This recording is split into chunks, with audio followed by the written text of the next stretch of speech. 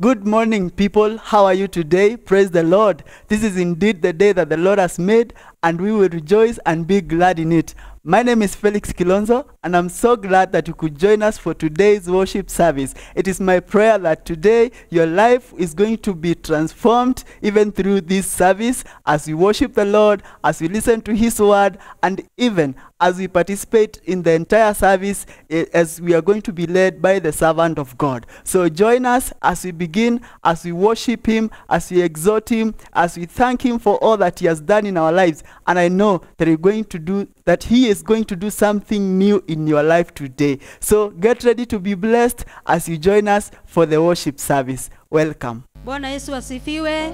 Na wasalimu kwa jina la Yesu na kuwakaribisha katika ibada hii ya siku ya leo. Ukaweze kujiunga pamoja nasi ili tuweze kumwabudu Bwana. Kwa majina naitwa Anastasia Wambogo. Ningependa kuambia ya kwamba kila wakati Mungu wetu anastahili sifa, kwa kila wakati Mungu wetu anastahili kuinuliwa. Kwa hivyo tuinua tu mikono yako mbele za Bwana. Tunamwambia kwamba Baba, sisi tunakuabudu, mikono yetu tunainua. Tunainua tu mikono yetu kwa Yesu, tukisema hakuna aliye kama yeye. Inua tu mikono yako kwa Yesu.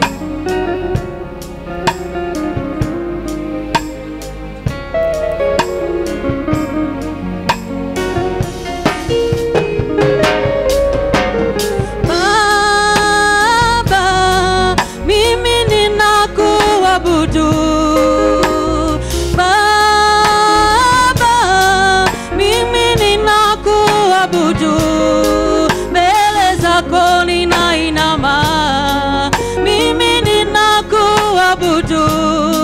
Mbele zako ninainama. Mimi ninakuabudu. Ewe Baba, Baba sisi tunakuabudu.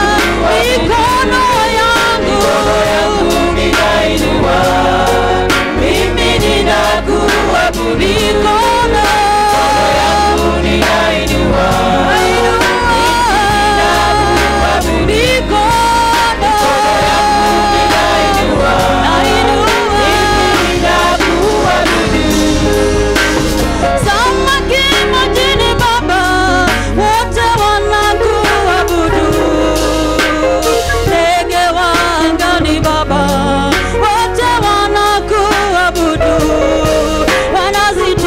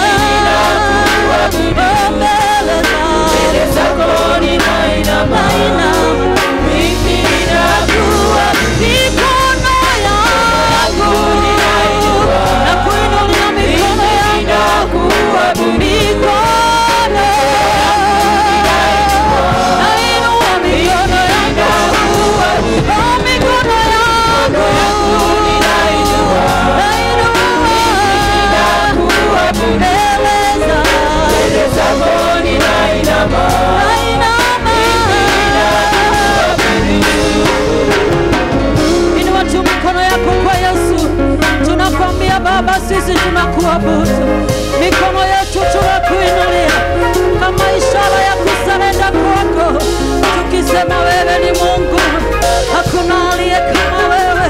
Mbele zako tunainama, mbele zako tunanyenyekea, tunasema hakuna kama wewe. Wewe ni Mungu wa haki, hakuna wa kufanana na wewe. Tunainama mbele ya kiti chako cha enzi, tunasema wewe ni Mungu, hakuna aliye kama wewe. Jina lako liinuliwe, jina lako litukuzwe. Inua tu sauti yako kwa Yesu, tunasema hakuna aliye kama yeye. Yeye ni Mungu mkuu, anastahili sifa na heshima, anastahili sifa na utukufu. Hakuna kama Mungu wetu, jina lake limepita majina yote. Tunakuabudu Mungu wetu, tunakuheshimu, wewe ni Mungu, hakuna wa kulinganishwa na wewe. Mbele yako tunainama siku ya leo, tunainama mbele ya kiti chako cha enzi, tunakuabudu, hakuna kama wewe. Tunasema wewe ni Mungu, wewe ni Mungu, hakuna wa kufanana na wewe. Jina lako liinuliwe, jina lako liheshimiwe. Wewe ndiwe Bwana, hakuna aliye kama wewe. Tunasema Baba utukuzwe, maana wewe ni mwema, hakuna aliye kama wewe, hakuna aliye kama wewe, hakuna aliye kama wewe. Inua tu sauti yako kwa Yesu, inua tu mikono yako kwa Yesu, tumwambie ametukuka, ameinuliwa juu, hakuna aliye kama yeye. Tunasema wewe umetukuka, wewe ni Mungu mwenye nguvu zote, hakuna aliye kama wewe. Tunasema Baba utukuzwe, maana wewe ni Mungu. Inua tu mikono yako kwa Yesu, tumwambie Baba atukuzwe. Baba utukuzwe, Baba uinuliwe, Baba utukuzwe, Baba uiminiwe, Baba utukuzwe, Baba uinuliwe, Baba utukuzwe, Baba uinuliwe, Baba utukuzwe, Baba uinuliwe, Baba utukuzwe, Baba uinuliwe.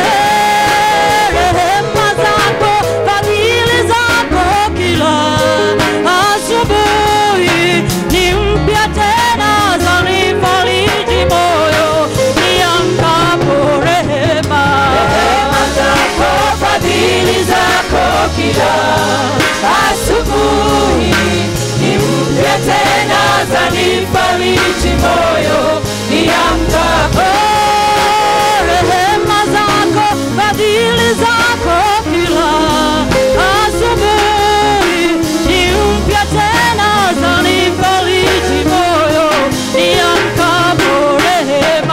Rehema zako, fadhili zako kila asubuhi ni mpya tena, zanifariji moyo niamkapo.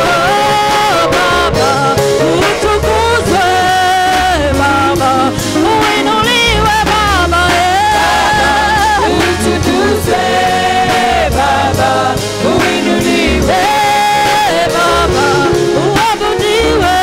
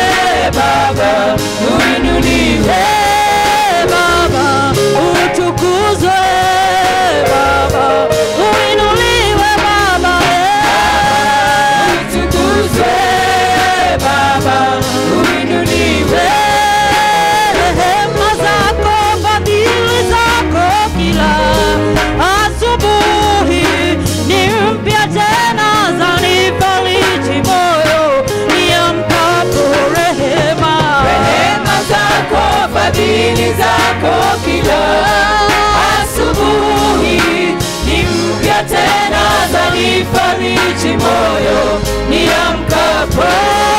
Baba utukuzwe, Baba uinuliwe, Baba utukuzwe, Baba uinuliwe, Baba utukuzwe, Baba uinuliwe, Baba utukuzwe, Baba uinuliwe. Inua tu mikono yako kwa Yesu, tumwambie Baba utukuzwe, Baba uinuliwe. Rehema za Bwana zimetushika hadi wakati huu. Tunasema rehema zako ni mpya kila asubuhi, zinanipa tumaini la kuishi. Rehema zako ni mpya kila siku. Baba twasema utukuzwe, Baba twasema uhimidiwe, Baba twasema uinuliwe, maana rehema zako ni mpya kila asubuhi. Asante kwa rehema zako Yesu, asante kwa neema yako ambayo imekuwa juu ya maisha yetu, ambayo imekuwa juu ya taifa letu, ambayo imekuwa juu ya kanisa lako. Tunasema ni asante kwa rehema zako, kwa neema yako. Wewe ni Mungu mwaminifu, hakuna aliye kama wewe. Tunakutukuza Yesu, twasema ni wewe tu Bwana, ni wewe tu mfalme, ni wewe tu mfalme, hakuna aliye kama wewe.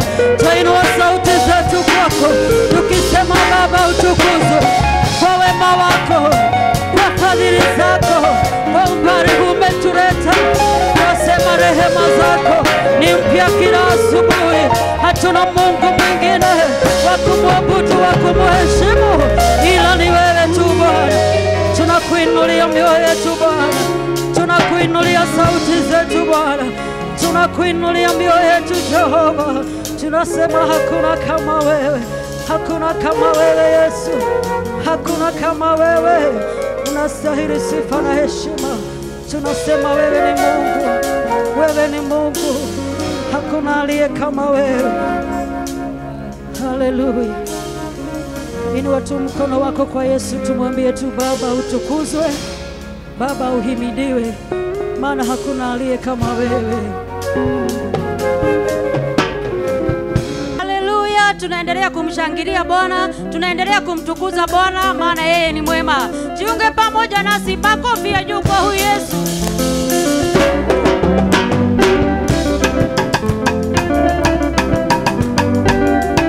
Yeye ni Bwana Yesu, yeye ni kimbilio letu, hakuna kama Mungu wetu.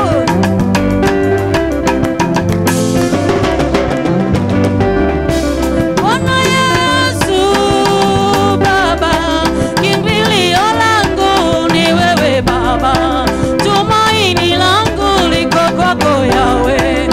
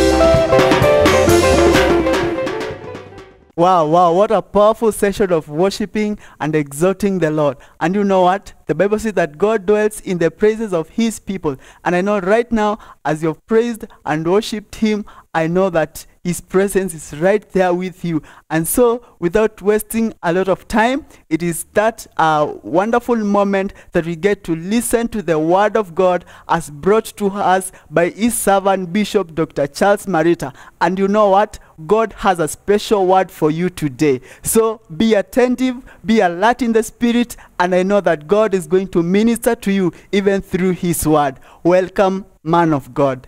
Amen. Welcome to this morning worship service. Karibu kwa ibada hii ya asubuhi ya leo. From Christian Revival Church, Nakuru. Kutoka Christian Revival Church, Nakuru. In the country of Kenya. Katika nchi taifa la Kenya. We want to thank God for you. Nashukuru Mungu kwa ajili yako. And for your family. Na kwa jamii yako. And all those who are watching us today. Na wote ambao wanatutazama leo. We want to say we appreciate you. Tunasema tunawashukuru. And we pray always for you. Na daima huwa tunawaombea. Especially the viewers of this station. Hasa watazamaji wa stesheni hii. I want to bless you in Jesus' name. Nataka nikubariki katika jina la Yesu. So join us in this worship service. Kwa hivyo ungana na sisi katika ibada hii. And let us get involved. Na uhusike. And I believe God will not leave you the way you are. Naamini Mungu hata kuacha jinsi ulivyo. He's going to bless you in a very special way. Atakubariki kwa njia maalum. So today I want us to take time. Leo ningependa tuchukue muda to listen to the word of God. Tusikize neno la Mungu. Because faith comes by hearing and hearing by the word. Maana imani huja kwa kusikia na kusikia neno. And remember, the word of God has power. Kumbuka neno la Mungu lina nguvu. And it will give you the answer to your needs and your problems. Litakupa jawabu la mahitaji na shida zako. Let's go to Acts chapter 1 verse 6. Hebu tutazame Matendo ya Mitume 1 mstari wa 6. And see what God is talking to us. Na tuone Mungu anatuambia nini. This is after Jesus died and rose again from the dead. Hii ni baada ya Yesu kufa na kufufuka kutoka kwa mauti. And he was about to ascend back to his Father in heaven. Na alikuwa tayari kurudi kwa Baba yake mbinguni. And he assembled his disciples together. Akawakusanya wanafunzi wake pamoja. To be able to give them direction of the ministry to come. Awapatie mwelekeo ya huduma itakayokuja. And he was giving them charge concerning the things he wanted them to do. Anawapa mashauri kuhusu mambo wanastahili kufanya. They had a question they asked Jesus. Wakiwa kwa maswali wakamuuliza Yesu. In verse 6. Katika mstari wa 6. When therefore they were come together, they asked of him saying, Lord, will thou at this time restore again the kingdom to Israel? Basi walipokutanika wakamuuliza wakisema, je, Bwana, wakati huu ndipo utakapowarudishia Israeli ufalme? In other words, they were looking forward to get their nation established. Kwa maneno mengine walikuwa kitazamia taifa lao kuimarika. So that they may not be under the rulership of the Roman Empire. Ili wasiwe chini ya utawala wa Rumi. So they were looking forward for Jesus to do something concerning that issue. Walikuwa wanamtazamia Yesu afanye jambo kuhusiana na jambo lile. And after he rose from the dead, they knew now it is the time. Na alipofufuka wakajua huu ndio wakati. That is why they are asking him this question. Na ndio maana wanamuuliza hili swali. That Lord, will thou at this time?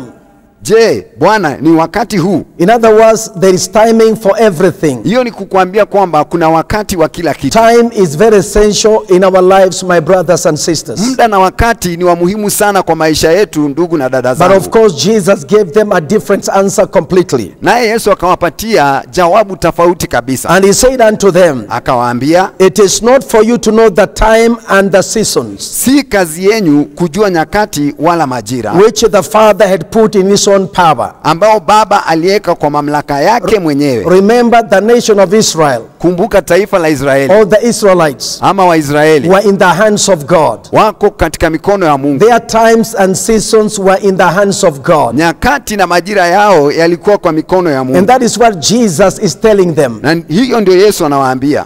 That the season and the times of the children of Israel is in the hands of God. Ya kwamba majira na wakati za wana wa Israeli zimo mikononi mwa Mungu. Then he said, but ye shall receive power. Akasema, nanyi mtapokea nguvu. After the Holy Ghost has come upon you. Baada ya Roho Mtakatifu amekuja juu yako. And you shall become witnesses of me. Na mtakuwa mashahidi wangu. From Jerusalem. Kutoka Yerusalemu. Judea. Samaria. To the uttermost parts of the earth. Na hata mwisho wa nchi. So these people were looking for and seeking for times. Hawa watu walikuwa wanatafuta nyakati. Concerning the nation of Israel. Kuhusiana na taifa la Israeli. But Jesus has given them the answer that the times and seasons are in the hands of God. Lakini Yesu amewapa jawabu ya kwamba wakati na majira ziko mikononi mwa Mungu. Now I want you to look at your life.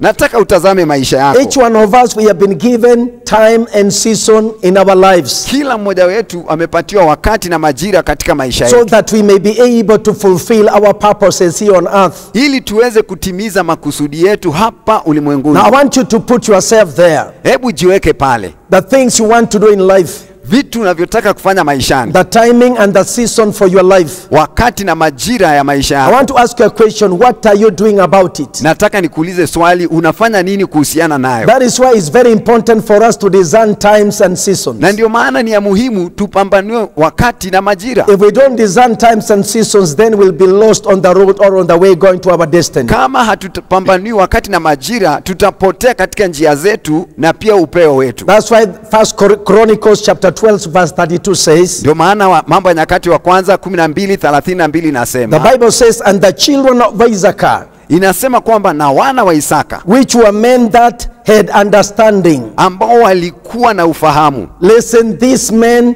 were men of understanding. Hebu sikiza, hawa watu walikuwa ni watu wa ufahamu. The children of Issachar, Wana wa Isaka they had understanding walikuwa na ufahamu of the times. ya wakati. It is very important to understand times and seasons, Ni ya muhimu sana kuelewa nyakati na majira, especially in your life, hasa katika maisha in yako, your family. kwa jamii yako. So these children of Issachar, Hawa wana wa Isaka they understood well the times, walielewa vizuri wakati, to know what Israel ought to do. ya kujua ni nini inapasa Israeli kufanya. So they were guiding Israel. Walikuwa wanaongoza Israeli By the way they understood times and seasons. kulingana na vile walielewa majira na nyakati. It is good to get men and women who understand times and seasons to be able to guide you. Ni vizuri kupata wake na waume wanaoelewa wakati na majira ili waweze kukuelekeza. So it's my prayer that you know your times and your seasons in this world, Ni ombi langu ujue wakati wako na majira yako katika huu ulimwengu, so that you may be able to do what is right at the right time. ufanye kile ambacho ni kizuri kwa wakati unaofaa, Because time is not on your side. maana hauna wakati. The purposes why you were created must be fulfilled. Ni lazima makusudi ya wewe kuumbwa yatimie, But you must do it at the right time. lakini lazima ufanye kwa wakati unaofaa. And remember, you must understand your times Lazima uelewe wakati wako for you to be able to do exactly what God wants you to do. ili uweze kufanya kile Mungu anataka ufanye. Each one of us in this world, we have been given time. Kila mmoja wetu kwa huu ulimwengu tumepatiwa wakati. It is us now to know how we use that time Ni ya muhimu sasa ni sisi tujue vile tutatumia huo wakati to advance our lives ili tuendeleze maisha and yetu even to fulfill our purposes. na kutimiza makusudi yetu. That is why David said, Ndio maana Daudi akasema when he was confronted by issues in his life, alipokumbana na hali kwa maisha yake, when the enemies and the people were persecuting him, wakati adui na watu wanamtesa, he sought deliverance from God. akatafuta ukombozi kutoka kwa And Mungu. these are the words he said, Na haya ndio maneno alisema, my times are in your hands, O God. nyakati zangu zi mikononi mwako Mungu. And I want to assure you, as long as you know your times are in the hands of God, Na kuhakikishia unapojua wakati wako huko mikononi mwa it Mungu, doesn't matter who is persecuting you. haijalishi ni nani ya kutesa, It doesn't matter how many enemies are against you. haijalishi maadui wangapi wako kinyume na I wewe. want to say your enemies don't have your time. Na kuambia adui zako hawana wakati Your wako, persecutors don't control your time. watesi wako hawaongozi muda wako, And I want to say they are wasting time. nao ni wakati wanapoteza. As long as you know your times are in the hands of God, Unapojua wakati wako huko mikononi mwa Mungu, I want to assure you, you have nothing to worry. usiogope You have nothing to be afraid of. wala usiwe na wasiwasi What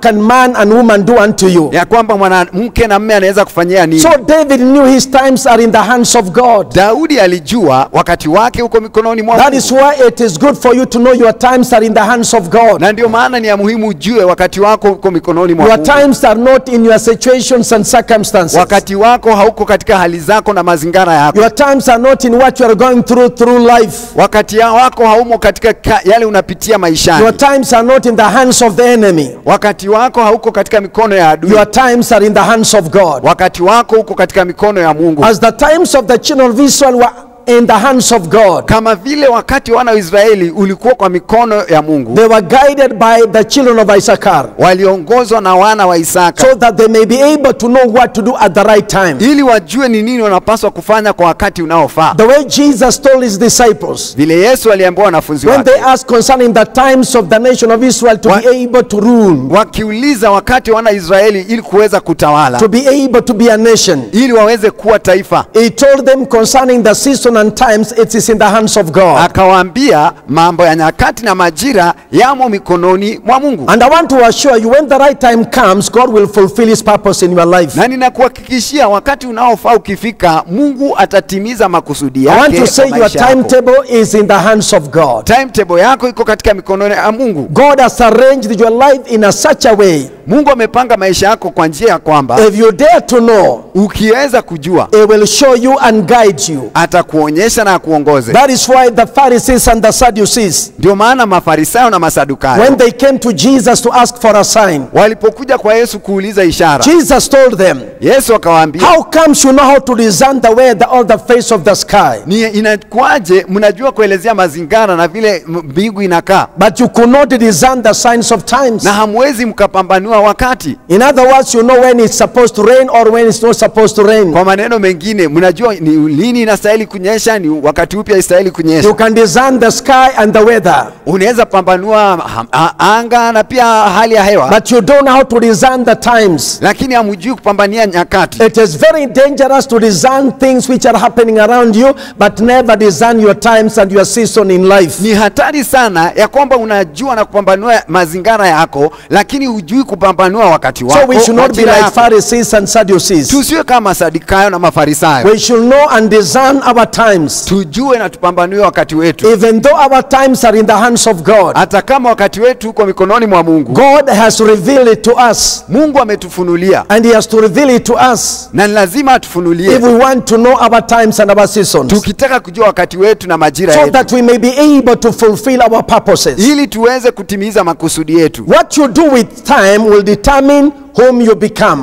Unachofanya na wakati ndio itaelezea utakuwa nani. So time is a determining factor. Kwa hivyo wakati ni jambo la muhimu I sana. want to say again, time is the determining factor in your life. Wakati ni kitu cha muhimu sana katika maisha yako. And time is very important in this world, Na wakati ni wa muhimu sana katika huu ulimwengu. because we are living in time. Maana tunaishi katika wakati. Before we go to eternity, Kabla tuingie katika umilele. time began when God created Adam and Eve. Wakati ulianza wakati Mungu alimuumba Adamu When na Hawa. God put times and seasons in the sky, Wakati Mungu aliweka majira na nyakati katika anga. it was supposed to control and to guide us. Ilikuwa ituongoze na itutawale. So we must work with the timeline of God. Na kwa hivyo lazima tufanye na masaa na ya Mungu. Until we know that, we will waste our time and God's time. Tusipojua hivyo tutapoteza wakati wetu na pia wakati wa Mungu. Remember, time is a blessing, Kumbuka wakati ni baraka. and time also is a curse, Na pia wakati ni laana. depending how you use it. Inategemea na vile I unaitumia. want to emphasize that again.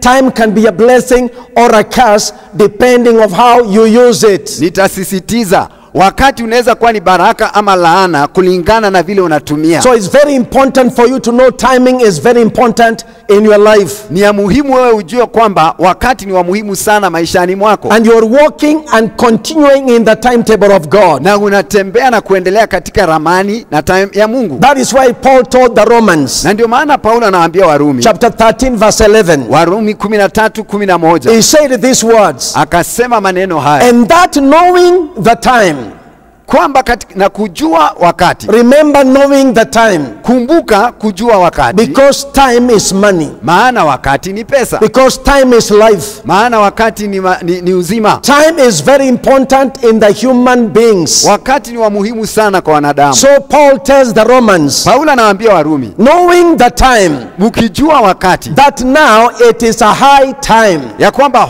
huu ndio wakati unaostahili. He's saying this is the highest time in your life. Anasema huu ndio wakati wa muhimu sana maishani mwako. After you know the importance of time, Unapojua umuhimu wa wakati, it is now a high time. ni wakati sasa, Not yesterday, sio jana not the future. ama siku zijazo. You are standing on what we call time. Unasimamia kile tunaita wakati. And it is you to know what time it is. Na ni wewe ujue ni wakati upi sasa. And it is you to know what you should do with your time. Na ni wewe ujue ufanye nini na wakati wako. The time God has given you. Wakati ambao Mungu amekupea. Then he says, Anasema, awake out of your sleep. amka kutoka kwa uzingizi In wako. other words, you have slept enough. Kwa maneno mengine umelala ya You kutosha. have been complaining enough. Umekuwa ukilalamika ya You kutosha. have been murmuring enough. Umenungunika sana. You have been talking about issues and people too much. Umeongea sana kuhusu watu na hali. Look at yourself and the time God has given you. Jiangalie na wakati Mungu amekupea. And remember, time is not on your side. Na ukumbuke hauna wakati. And remember, time does not stop. Na ujue wakati haukomi. Time is still moving faster every day. Wakati unaenda kwa haraka kila siku. The more you sleep, you'll never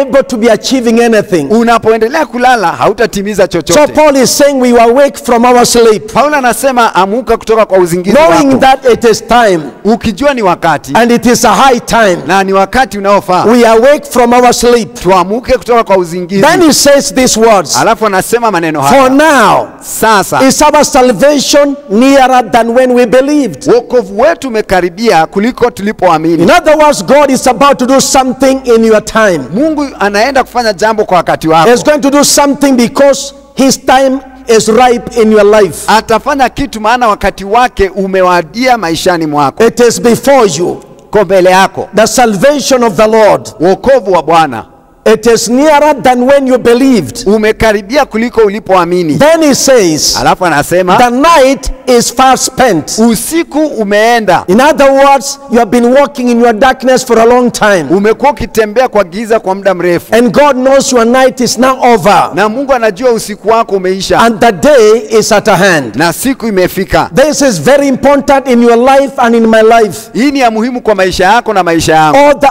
hours and the minutes and the time we have spent in our nights. Wakati wote, masaa, majira ambayo tumetumia kwa usiku And wetu. when you look at yourself, you have achieved nothing. Ukijiangalia hujatimiza We chochote. can say it was a night season. Tunaweza sema ni majira ya But usiku. yet the Bible says the day is at hand. Lakini Biblia inasema siku imefika. And if the day is at hand, Na kama siku imefika, what does the man of God say? mtu wa Mungu anasema He nini? says, therefore, cast off the works of darkness. Anasema sasa vua kazi za giza. It is very important to know that the day is at hand. Ni ya muhimu kujua kwamba siku imefika. God wants you to function here and now. Mungu anataka ufanye kazi hapa na sasa. But you cannot fulfill your purpose with the works of darkness in your life. Lakini huwezi timiza kusudi zako ukiwa na kazi ya giza You cannot maishani mwako. fulfill your purpose with the excess baggage in your soul. Hauwezi timiza ukiwa na mizigo katika nafsi yako. So you cast out every works of darkness. Kwa hivyo unaitupa mbali kila kazi ya giza. Then put on the armor of light. Alafu uvae silaha za nuru. In other words, God wants you to shine from today. Mungu anataka uangaze kutoka You leo. have been in your darkness for a long time. Umekuwa kwa giza lako muda You mrefu. have been under confusion for a long time. Umekuwa umechanganyika It kwa muda was a mrefu. season of the night. Ilikuwa ni majira ya usiku And now it is the day. na sasa ni mchana. So remove all the works of darkness Ondoa kazi za giza and put on the armor of the light. na uvae vazi la nuru. Because opportunity comes once. Fursa huja mara moja. This road you are passing once. Hii barabara unaipitia mara You moja. don't pass twice on this road, my brother and my sister. Ndugu yangu na dada yangu, haupiti kwa hii barabara mara mbili. Opportunity doesn't come twice or thrice. Fursa haziji mara mbili ama tatu. Any step you take is a step towards your destiny. Kila hatua unachukua inakuelekeza kwa upeo wako. It is using your time wisely or unwisely. Ni utumie wakati wako kwa hekima ama bila hekima. But remember, you have been given opportunity. Lakini kumbuka umepatiwa fursa. Each one of us, we have been given equal opportunity. Kila mmoja wetu tumepatiwa fursa You inayotoshana. have eyes you can see. Una macho unaweza You ona, have ears you can hear. una masikio unaweza sikia. God has given you his breath Mungu amekupa pumzi so yake that you may be able to fulfill his purposes here on earth. ili utimize makusudi yake hapa ulimwenguni. That is why Jeremiah 8 verse 20 says, Ndio maana Yeremia 8:20 the inasema harvest is past mavuno yamepita and the summer is ended, na pia wakati wa majira ya ukame yamepita, and we are not saved. na hatujaokolewa. These were people who had opportunity to be saved. Hawa ni watu walikuwa na fursa ya kuokolewa. These were the people who had opportunity to harvest something in life. Ni watu waliokuwa na fursa ya kuvuna kitu maishani. The season to plant was there, Palikuwa na majira ya kupanda, but they never planted. hawakupanda. They never took that advantage of that time of planting the seed. Hawakufanya kile kitu wakati ule ulistahili ifanywe, na ni kupanda mbegu. They were not looking forward for an harvest. Hawakuwa kitazamia mavuno. So Jeremiah tells them, Yeremia anawaambia the harvest has passed mavuno yamepita, and the summer is ended. na pia wakati wa joto umepita, Therefore you are not saved. na nyinyi hamjaokoka. That is why I'm saying opportunity comes once. Na ndio maana nasema fursa huja mara moja. Salvation is nearer to you than when you believed. Wokovu uko karibu nawe kuliko You ulipoamini. have been hearing the word of God.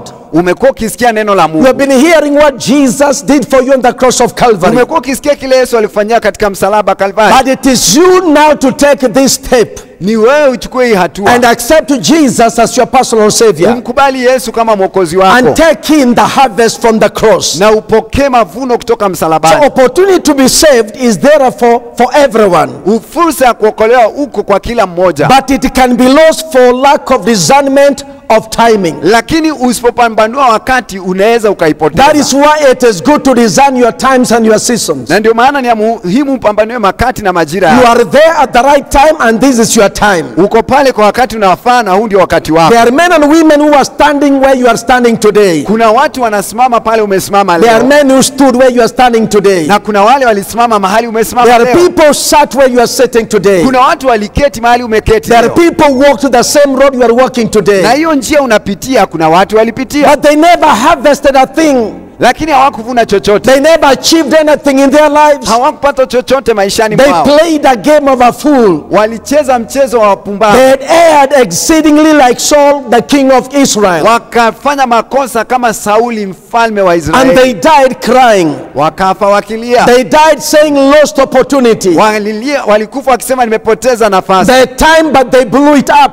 Walikuwa na wakati wakailipua. They had opportunity but they played around Walikuwa na fursa wakacheza cheza with the timings of God. na majira na masaa ya And Mungu, they never fulfilled their purposes. na hawakutimiza makusudi yao. That is why Paul said, Ndio maana Paulo I anasema have fought a good fight. nimepigana vita I have vizuri. finished my course. Mimi nimemaliza kazi In yangu. other words, I have done exactly what I was intended to do in this world. Kwa maneno mengine nimefanya kile nilikusudiwa kufanya kwa huli Mungu. I have redeemed the time God gave me. Mimi nimekomboa wakati Mungu I did alinipatia. not waste my time. Si kupoteza muda wangu. I used my time well. Nilitumia wakati wangu And vizuri. I know now God will give me a reward. Najua sasa Mungu atanipa thawabu. Not only myself, Sio mimi tu, even men and women who are looking forward to that same reward. hata wake na waume wanaotazamia hiyo thawabu. Please, I ask you in the name of Jesus. Na kuuliza katika jina la Yesu. Time is there, Kunao wakati, but time has to be used. lakini lazima wakati utumiwe. Remember, time measures life. Kumbuka maisha hupimwa na wakati. Remember, time measures life. Maisha yanapimwa na It wakati. depends what you have done with your life, Inategemea umefanya nini na maisha with yako. the timing God has given you. Na wakati Mungu amekupatia. And remember, time is the one which separates the past, the present, and the future. Na wakati ndio utenganisha wakati uliopita, wakati wa sasa na siku zijazo. What you do about it, it concerns you. Kile unafanya nayo Your inakutegemea past, wewe. you know what you did. Wewe unajua ile ulifanya mambo wakati You know in the uliopita. present what you are doing. Unajua sasa nini unafanya And sasa. if God gives you opportunity in the future, timing tells you life has to be run this way. Na kama Mungu atakupa nafasi ya kuona kesho yake, Remember, time changes everything. ni wakati ubadilisha kila kitu. Once you understand this, you will be able to use your time well. Ukielewa hii utatumia wakati wako vizuri. It is not money changing everything. Sio pesa ubadilisha It is kila not things changing everything. kitu, wala vitu kubadilisha kila kitu. Because everything is worked with the time. Kila kitu kinatendezwa na wakati. Time is the one which dictates what you are going to get and what you are going to do in life. Wakati ndio inaelezea utapata nini na utafanya nini That is maishani. why we are told use your time wisely. Na ndio maana tunaambiwa tumia wakati wako kwa hekima. The Bible says in Ephesians 5:14 Maandiko yanasema wa Efeso 5:14 up to verse 16, mpaka 16. wherefore he saith, Anasema awake from thou sleepest, amuka kutoka kwa uzingizi wako. Awake thou sleepest, Amuka wewe ulalae, and arise na uinuke from the dead, kutoka kwa wafu, and Christ shall give you light. naye Kristo atakupa nuru. And that is the light we are giving you from this pulpit. Na hiyo ndio nuru tunakupa kutoka kwa madhabahu The haya. word of God is the light. Neno la Mungu ni nuru, But it is you to shine and to rise up and shine towards that light. na ni wewe uinuke uangaze kuelekea hiyo nuru. Jesus said, I am the light of the world. Yesu anasema mimi ni nuru ya ulimwengu. Whosoever that followeth me Anifuataye shall have the light of life. atapata nuru ya uzima. So it is you to awake Ni wewe uamke if you are asleep, kama umelala, and arise na uinuke from the dead, kutoka kwa wafu, especially from those dead works. kutokana hasa na zile kazi matendo ya Because Christ has the light, maana Kristo ana He nuru. wants to lighten your ways. Anataka aangaze njia He wants zako, to lighten your paths. aangaze nuru He wants to zako, lighten your family. aangaze jamii It yako. is you to awake. Ni wewe uamke, It is not God to awake. sio Mungu amke. It is God to give you the light. Mungu akupe nuru, But if you are awake from your sleep, lakini itatendeka kama umeamka. then He says like this, Anasema hivi, see that you walk circumspectly. tazama utembee ikupasavyo. In other words, Kwa maneno mengine, walk wisely, tembea kwa hekima, not as fools, sio kama mpumbavu, but as wise. kama mwenye hekima. That is what we are talking about. Na hiyo ndio tunasema, You must engage wisdom in your timing. husisha hekima kwa wakati wako. You must engage wisdom in your purposes. Husisha hekima kwa makusudi yako. Don't become a fool, as the Bible says. Usiwe mpumbavu kama vile Biblia inasema. The Bible says redeeming time, Maandiko yanasema ukikomboa wakati, because the days are evil. maana siku ni ovu. It is you to redeem the time. Ni wewe ukomboe wakati, It is me to redeem the time. ni mimi nikomboe wakati, Because the days we are living in are evil. maana siku tunaishi ni ovu. It is very important for us to take the word of God the way it is, Ni ya muhimu tuchukue neno la Mungu jinsi so lilivyo, that we may walk in the light of the word of God. ili tutembee kwa nuru ya neno la Mungu. David said in Psalm 90, Daudi anasema katika Zaburi 90 verse 12, 12, teach us to number our days, O God. tufundishe kuhesabu siku zetu, Mungu. Teach us to number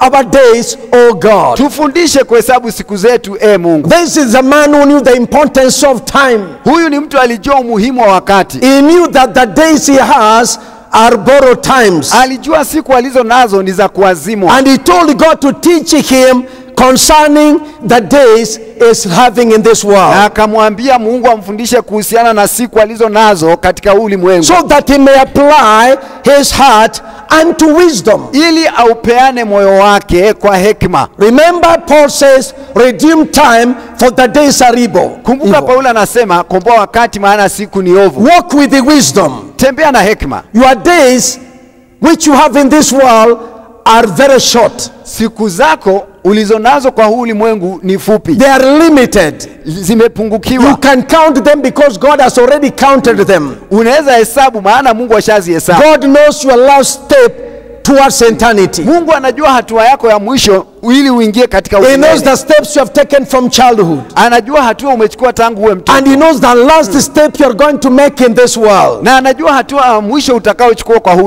ulimwengu. let this be your prayer like David, Hebu hili liwe ombi lako kama Daudi, to teach you to number your days. akufundishe kuhesabu siku zako, Then apply your heart in wisdom, ili upeane moyo wako so that you kwa may be hekima, able to know what you are supposed to do and where you are supposed to be. ili uweze kujua unastahili kufanya nini na unastahili kuwa wapi. Paul told the Corinthians, Paulo anawaambia Wakorintho chapter 7 verse 29. 7:29. The Bible says these words. Maandiko yanasema hivi. Paul said, but this I say, Paulo anasema, lakini hii ninasema, brethren, wapendwa, the time is short. kwamba wakati ni The mfupi. time is short. Wakati ni mfupi. The time is short. Wakati ni mfupi. Brothers and sisters, I also tell you, the time you have in this world, it is short. Ndugu na dada, hata mimi nakuambia wakati ulio nao ulimwenguni ni mfupi. Time is very short. Wakati ni mfupi We are sana. living in borrowed times. Tunaishi wakati wa kuazima. That is why it is written here for us to be admonished, Ili ndio maana imeandikwa hapa, ili tuweze so kuhuishwa, that we may watch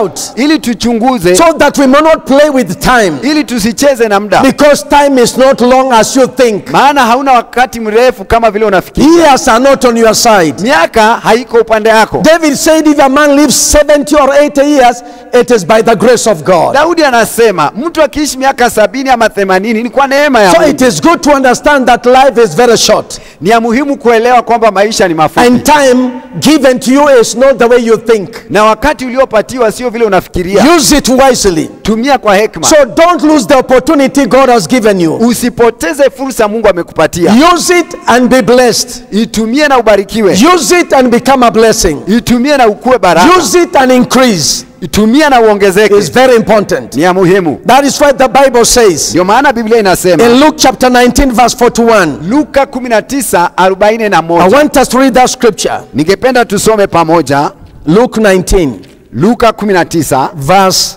41. mstari wa 41. It goes like this. Inasema hivi: And when he was come near to behold the city, he wept over it.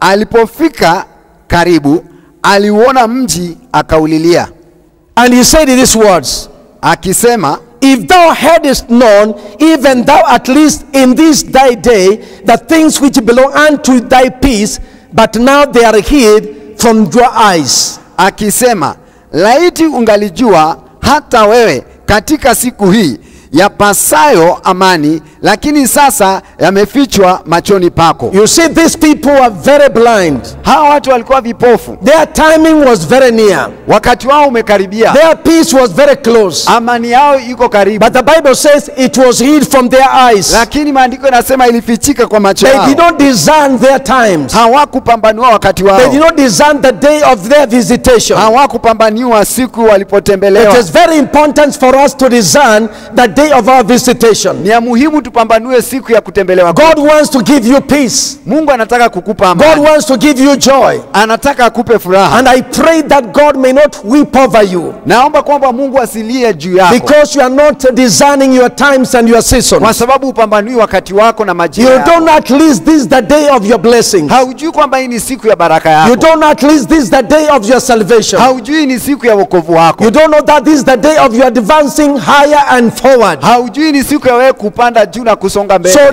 Jesus was saying this city has lost its opportunity. Yesu anasema huu mji umepoteza fursa yake. Remember, when you will die, Utakapokufa your time will stop. wakati wako The utakoma. moment you die, your time stops. Unapokufa wakati wako Your time on earth here stops. wakati wako hapa duniani unakoma. Because use the best time you can in this world, because time will stop one day for you. Wewe tumia wakati ulio nao vizuri, maana siku moja huo wakati There utakukomea. are so many people whose time has stopped Kuna watu wengi wakati wao umekoma. when they were declared dead. Walipotangazwa wamekufa, Their time on earth stopped. wakati wao duniani ukakoma. That is why we have been given time Na ndio maana tumepatiwa wakati here on earth to measure the purpose of our lives hapa duniani, tupime makusudi ya maisha yetu and what we should live for na ile tunapasa and kuishi what we are supposed to do na kile tunastahili and kufanya where we are supposed to go. na wapi tunastahili So kwenda. timing is very essential in your life and in my life. Kwa hivyo wakati ni wa muhimu sana maishani mwako. That is na why maishani- Job said, na ya Ayubu anasema, chapter 14, Ayubu 14, days are determined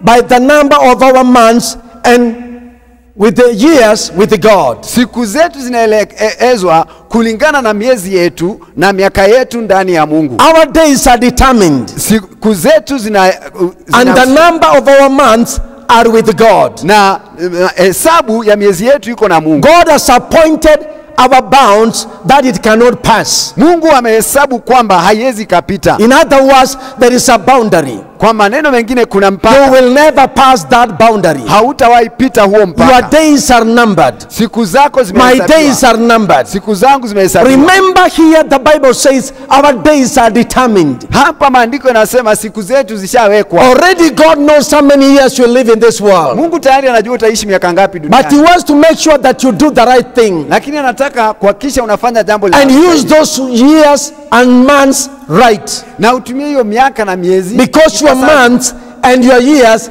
have an end. Maana miezi yako na miaka yako ina mwisho. There is a day kuna siku, there is a month, kuna mwezi, there is an hour, kuna saa, there is everything will not continue. na ambayo kila kitu hakitaendelea. I want to say again, there is a day, there is a month, there is a year. You will not pass that year, that month, that second, that day. Ninataka niseme tena, kuna mwezi, kuna wakati na mwaka, hautaishi kupita huo wakati, mwezi na mwaka huo. It has been determined by for God. Na Mungu ndiye ameamua. That is why we say this is a probation period. Na ndio maana tunasema huu ni wakati wa kuchunguzwa. Before we go to eternity. Kabla tuingie kwa umilele. And Job said, Ayubu akasema, God has hired us to do something here on earth for a season. Ya kwamba Mungu ametuajiri tufanye jambo hapa duniani kwa wakati. He has given us our period and our time to accomplish that mission. Ametupatia muda wetu wa kukamilisha kazi aliyotupatia. So it is upon you to accomplish your purpose and to use your time well before that day comes. Na kwa hivyo ni juu yako utumie makusudi yako na vizuri na wakati wako kabla hiyo siku ifike. I want to say again, nataka niseme we are tena, just here for a breath of time.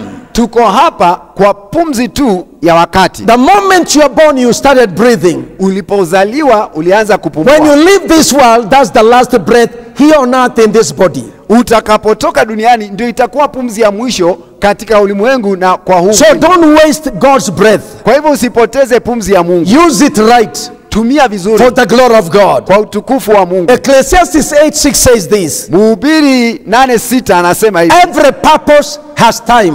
Kila kitu kina wakati. So it is good for you to know your purpose. Ni ya muhimu ujue makusudi yako. It is good for you to know your timing. Ni vizuri ujue muda wako. So your timings are in the hands of God. Wakati wako uko mikononi. God has called you for a purpose. Mungu amekuita kwa and you are good for that purpose. Na wewe ni mzuri kwa kusudi. So that purpose you must fulfill it. Na kwa hivyo ni lazima ukamilishe. It is upon you to fulfill it, my brother and my sister. Ni juu yako utimize, ndugu na dada. Don't hand it over to anybody. Usiipeane kwa mtu mwingine. And don't blame somebody for your failure. Na usilaumu watu kushindwa kwako. Don't blame somebody for your frustration. Usilaumu watu kwa kushindwa kwako. Don't shift your blame to anybody. Usipatie kulaumu watu wengine. They cannot stop you without your permission. Hawawezi kukukomesha bila ruhusa. They can say anything. Wanaweza sema chochote. They can think anything. Wafikiria chochote. They can do anything. Wafanye chochote. But it is you to make up your mind to fulfill your purpose. Lakini ni wewe uamue kukamilisha makusudi yako. Because in the long run each one of us will stand before God and give an account. Maana hatimaye wote tutasimama mbele ya Mungu na tutoe hesabu. You will not give my account. Hautapeana hesabu. I will not give your account. Sitapeana hesabu. Each one of us will give his account of what he did with his life here on earth. Kila mtu atapeana hesabu yake ya kila alifanya na maisha yake hapa duniani. So it is good to mind your own business. Kwa hivyo usika na shughuli zako. And do exactly what you are called and created for. Na ufanye kile uliitwa na ukaumbiwa. I am simply saying, nasema hivi, time and chance happens to all. Wakati na majira inawatendekea wote. God has no respecter of time. God has no respecter of people. He has given us time collectively, all of us. Mungu haheshimu wanadamu, haheshimu hata masaa. Ametupatia wote masaa sawa. He has distributed time equally to us, 24 hours per day. Kila mtu amempatia masaa 24 kwa siku. Now it is upon you to know what to do with that time. Na ni wewe ujue utafanya nini na huo wakati. David said Psalm 90 verse 10. Daudi anasema Zaburi 90:10. Time is given to us as a gift from God. Tumepatiwa wakati kutoka kwa Mungu kama kipawa. It is a gift God has given you from heaven. Ni kipawa Mungu amekupatia kutoka mbinguni. When God created man, he gave him the gift of life. Wakati Mungu alimuumba mwanadamu, alimpa kipawa cha uzima. On top of that, he gave him the gift of time. Na juu yake akampa wakati. So use it well. Tumia vizuri. Fulfill your purpose. Timiza makusudi yako. Manage your time well. Elekeza wakati wako vizuri. Invest your life in the timing of God. Wekeza maisha yako kwa wakati wako. And God will bless you abundantly. Naye Mungu atakubariki kwa utele. I want us to read this scripture as we wind up. Nataka tusome ile andiko tunapomaliza. Revelation chapter 10. Ufunuo wa Yohana 10. And see what the Bible says. Na tuone Biblia inasema concerning the essential of time. kuhusiana na umuhimu na ubora wa wakati. Revelation 10 verse 5. Ufunuo wa Yohana 10 mstari wa 5. It says like this. Anasema hivi. And the angel which I saw stand upon the sea and upon the earth lifted up his hand to heaven.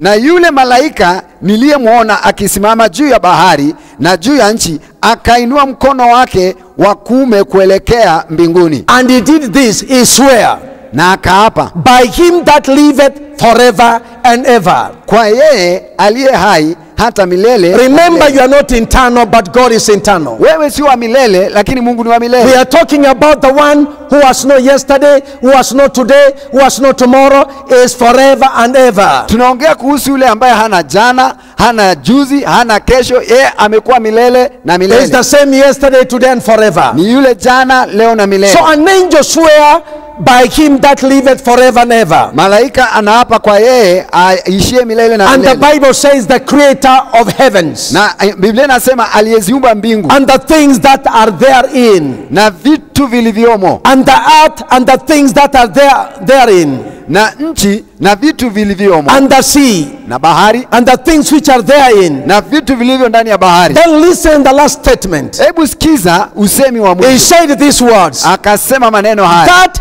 there should be no time no longer. Akasema ya kwamba hapata kuwa na wakati baada. That there should be time no longer. Ili pasiwe na wakati baada haya. In other words, we are living in borrowed times. Kwa maneno mengine tunaishi katika wakati wa kuazima. We are talking about the one who created the heavens and the earth. Tunaongea kuhusu aliyeumba mbingu na nchi. The one who created everything visible and invisible. Aliyeumba vinavyoonekana na visivyoonekana. He is saying time will be no longer. Akasema wakati hautakuwa hapo. When Jesus comes with the clouds of heaven. Yesu anapokuja na mawingu ya mbinguni. When Jesus comes to judge the living and the dead. Anapokuja kuhukumu walio hai na wafu. Time will be no more. Hapata kuwa na wakati. I want to say again, time will be no more. Nasema wakati hautakuwa tena. That is why we are saying awake from your slumber. Na ndio maana nasema amuka kutoka kwa uzingizi. Awake from your sleep.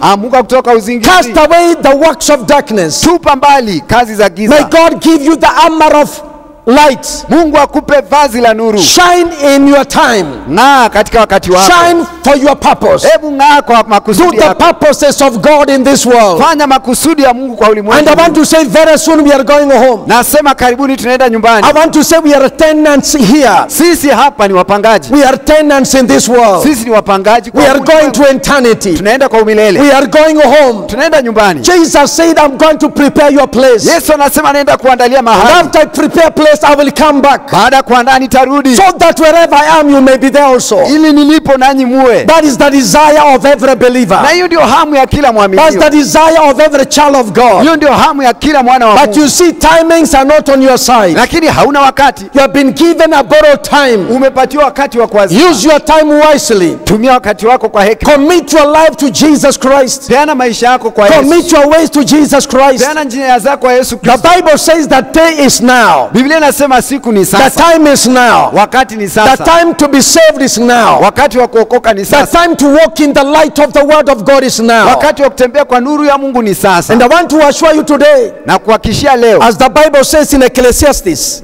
Biblia inaposema kwa Mhubiri. We'll read that. Tutasoma hiyo. Chapter 3. Mhubiri 3. It says like this. Anasema hivi. To everything there is a season. Kwa kila kitu kuna majira. And a time to every purpose under the sun. Na wakati wa kila kusudi chini ya nchi. That is what I want you to understand. Ndio nataka ujue. To everything there is a season. Kuna majira kwa and a time to every purpose under the heavens. Na wakati kwa kila kusudi chini ya mbingu. Remember verse 2 says. Mstari wa pili nasema. A time to be born. Wakati wa kuzaliwa. A time to die. Wakati wa kufa. A time to plant. Wakati wa kupanda. A time to pluck up. Wakati wa kung'oa. That which has been planted. Vilivyopandwa. Remember there is time for everything under the sun. Kuna wakati, kumbuka, kwa kila kitu chini ya jua. There was a time you were born. Kuna wakati ulizaliwa. And you have time to do exactly what God wants you to do in this world. Na wakati wafanya kile ambacho Mungu anataka ufanye duniani. And I want you to do the right thing the right way. Nataka ufanye jambo linalofaa kwa wakati. Redeem your time. Komboa wakati wako. Because the days are evil. Maana siku ni ovu. Then the time will end one day. Siku moja wakati utaisha. And we shall go to eternity. Na tutaingia kwa umilele. Time will no longer be there. there. wakati hautakuwa tena, We shall all be in the presence of God, wote tutakuwa kwa uwepo wa Mungu, giving an account of how we used God's time here on earth. tukipeana hesabu ya vile tulitumia wakati wa Mungu hapa duniani, Giving an account how we fulfill our purposes here on earth. tukipeana hesabu vile tulitimiza makusudi yetu hapa duniani, Giving an account how we ran the race of this faith of God in this life. tukipeana hesabu ya vile tulikimbia hiyo ya imani ndani ya Mungu, How we fought a good fight in this world. vile tulipigana vita vizuri kwa ulimwengu. So it's my prayer today Ni ombi langu leo, that you think about it. fikiria hilo jambo Pray about it. na uliombe And take an action in your life. na uchukue hatua maishani Take mwako. the timing of God. Chukua wakati wa Mungu, Take the purposes of God. chukua makusudi ya Mungu, Let your life be fulfilled maisha yako yatimie by the grace of God. kwa neema ya So Mungu, that one day ili siku you moja look back utaangalia and nyuma you say, it was well done. useme ilifanywa I vizuri, redeemed my time. nilikomboa wakati I wangu, did my purpose. nilifanya kusudi langu. And before you, Jesus will stand Na Yesu atasimama mbele yako and say, good, well done, good and faithful servant. na aseme, pongezi mtumishi mzuri na mwaminifu, You used time and purpose down there very well. ulitumia wakati na muda pale chini You vizuri, kept my word. ulihifadhi neno You langu, kept and used the time I gave you. ulitumia wakati nilikupatia. Then he will say, Atasema, enter now into the rest of your God. ingia katika pumziko la Mungu wako, Enter into eternity ingia kwa umilele, where there is no time. mahali hakuna wakati. That will happen only if you are faithful to the time God has given you and the purposes God has given you in this short period of life. Hiyo itatendeka tu kama utakuwa mwaminifu kwa wakati Mungu amekupatia na majira Mungu alikupatia katika maisha haya mafupi. I want to pray for you. Nataka nikuombe. If you feel in your heart, Ukisikia kwa moyo wako, if you feel in your heart ukisikia kwa moyo wako that you have used your purposes and your time wrong umetumia makusudi na wakati wako for vibaya other things other than the will of God, kwa mambo mengine kando na mapenzi you ya have been Mungu, doing other purposes instead of the purpose you were created for. umefanya makusudi mengine kando na yale uliumbiwa, You have not used your time well. hujatumia wakati wako You vizuri, have devalued the time of God in your life. wewe umekosa kupea wakati wa Mungu maishani mwako dhamana. It is good for you to say, God forgive me. Ni vizuri useme You nisamehe. have breath, you are alive. Uko hai, You can change. unaweza And badilika God can give you another opportunity to continue na Mungu anaweza kupa nafasi nyingine ya so kuendelea that you may fulfill your purposes here on earth. ili utimize makusudi yako hapa I want duniani. us to pray. Tuombe. Father, in the name of Jesus, we have told your people the right word at the right time, knowing the seasons and times in their lives. Baba, tumeambia watu wako maneno, kujua majira yanayofaa kwa maisha yao. Each one of them, each one of us, you have given us time equally. Kila mmoja wao na wetu umetupatia wakati And unaotoshana, all of us, we are created for a purpose and a very good purpose. na wote tumeumbwa kwa makusudi ambayo ni mazuri. I pray for my brothers and sisters. Naombea ndugu zangu na dada Let zangu them take these words in. wachukue hili neno, For there is time and purposes for everything under the heavens. maana kuna wakati na majira wa kila kitu chini ya May jua. you open their eyes to see this is their time Fungua macho yao waone huu ni wakati to wao, shine and to do what is right wang'ae na waone, wafanye kilicho and to sawa fulfill their purposes. na wakutumie In makusudi yao Jesus' name, katika jina la Yesu. lighten their paths. Angaza The mapito ones who yao, are asleep, let them wake up. waliolala waamke, The ones who are clothed themselves with the garments of darkness,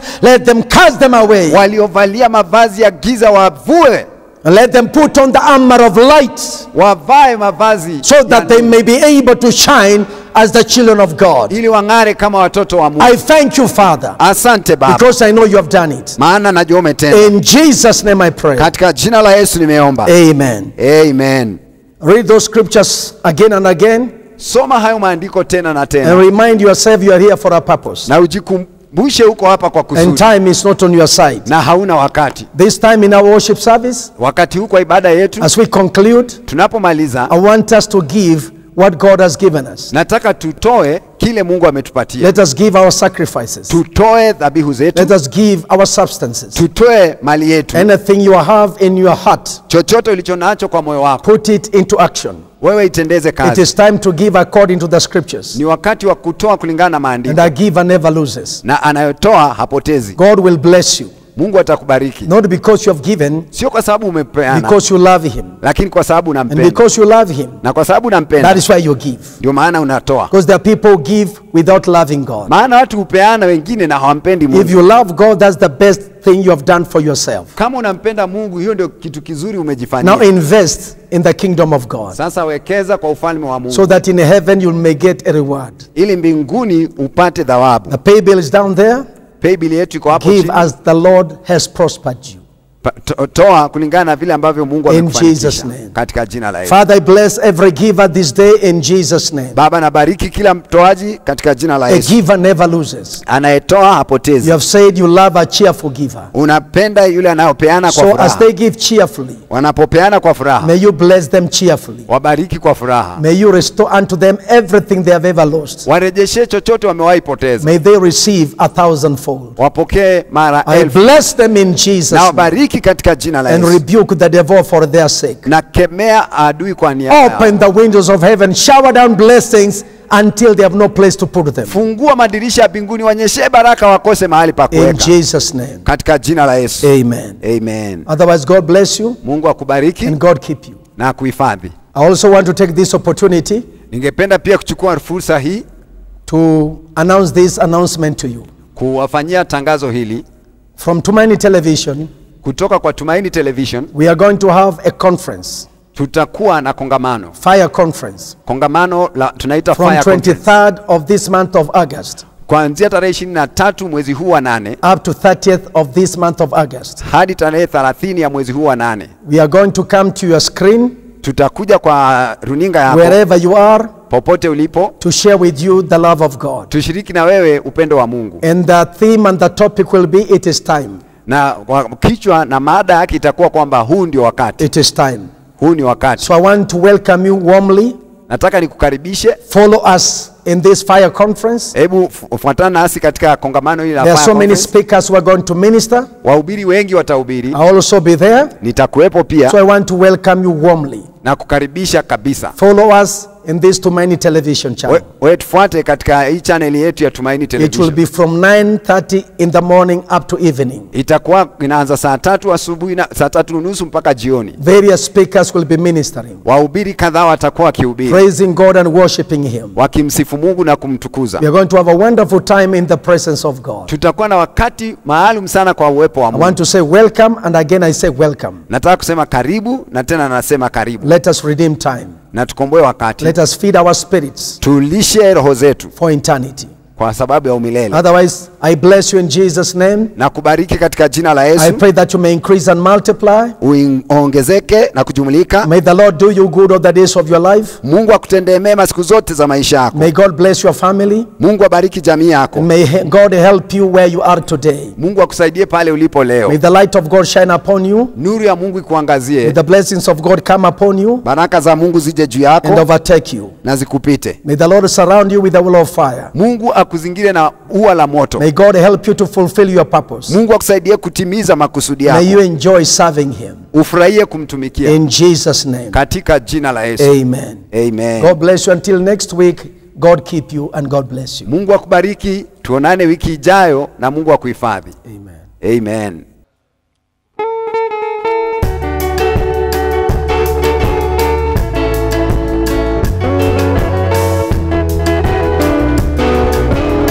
Nina furaha moyoni mwangu tangu nipokee Bwana Yesu. Nina furaha moyoni mwangu tangu nipokee Bwana Yesu. Nina furaha, nina upendo moyoni mwangu tangu nipokee Bwana Yesu. Nina upendo, nina amani moyoni mwangu tangu nipokee Bwana Yesu. Nina amani.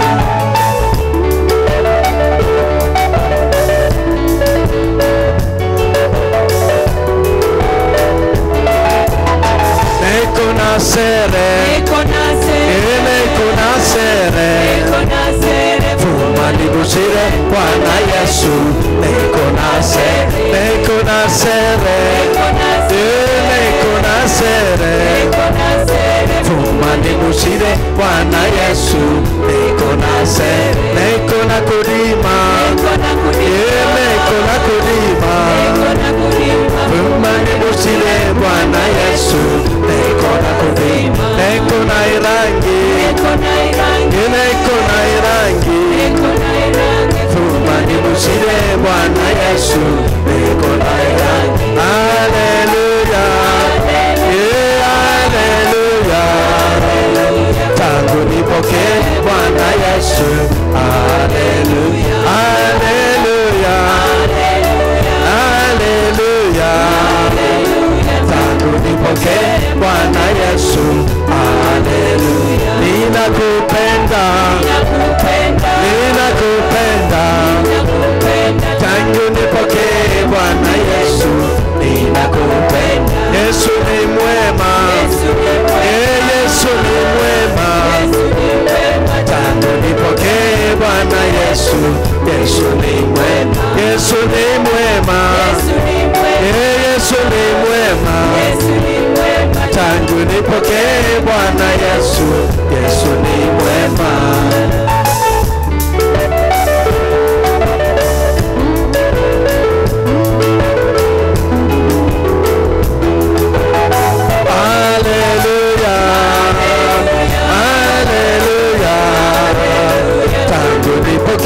Bwana Yesu, hallelujah, hallelujah, hallelujah, tangu nipoke Bwana Yesu, hallelujah. Nina furaha moyoni mwangu, tangu nipoke Bwana Yesu, nina furaha, nina furaha moyoni mwangu, tangu nipoke Bwana Yesu, nina furaha. Hallelujah, hallelujah, tangu nipoke Bwana Yesu, hallelujah. Something sweeter than honey, something sweeter than honey.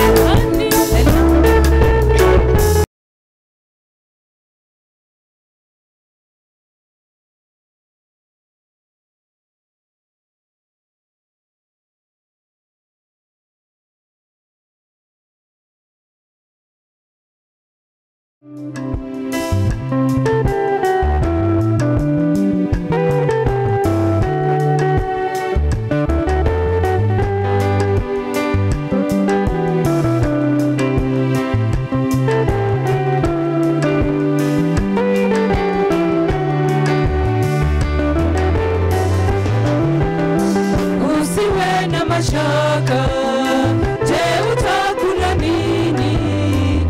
Utavangua zipi? Jehova Jireh yupo. Usiwe na mashaka, je, utakula nini? Utavangua zipi? Jehova Jireh yupo. Usiwe na mashaka, je, utakula nini? Utavangua zipi? Jehova Jireh yupo. Atakupandisha juu, Bwana atakubariki, Bwana atashahidi, ni wakati wako. Atakupandisha juu, Bwana atakubariki, Bwana atashahidi, ni wakati wako.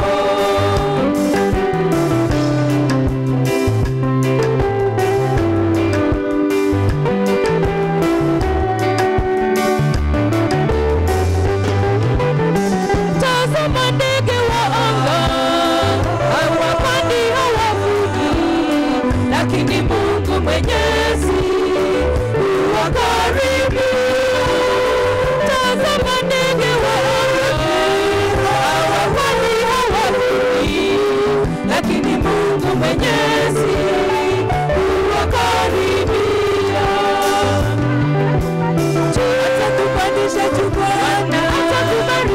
atakubariki. Bwana ameshahidi ni wakati wako, atakupandisha juu, Bwana atakubariki. Bwana ameshahidi ni wakati wako.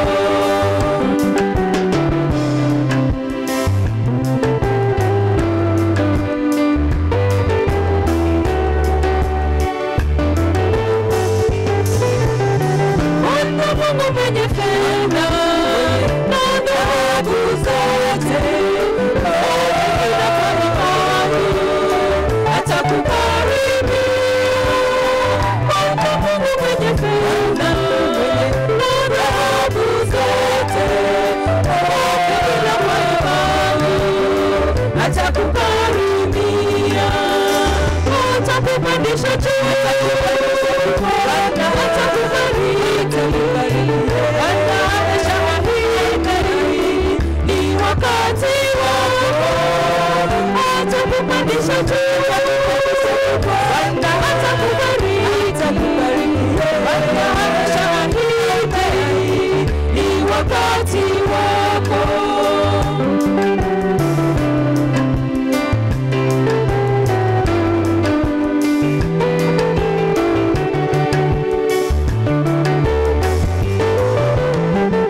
Atakupandisha juu, Bwana atakubariki. Bwana ameshahidi ni wakati wako, atakupandisha juu, Bwana atakubariki. Bwana ameshahidi ni wakati wako, atakupandisha juu, Bwana atakubariki. Bwana ameshahidi ni wakati wako, atakupandisha juu, Bwana atakubariki. Bwana ameshahidi ni wakati wako.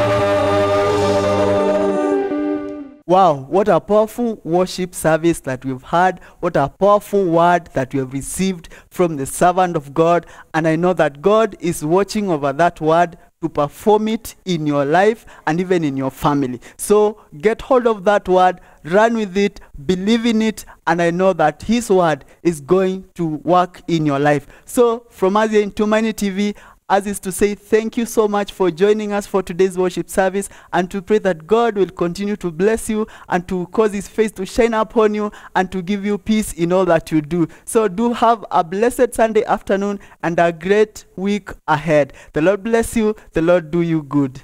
We love you. Amen.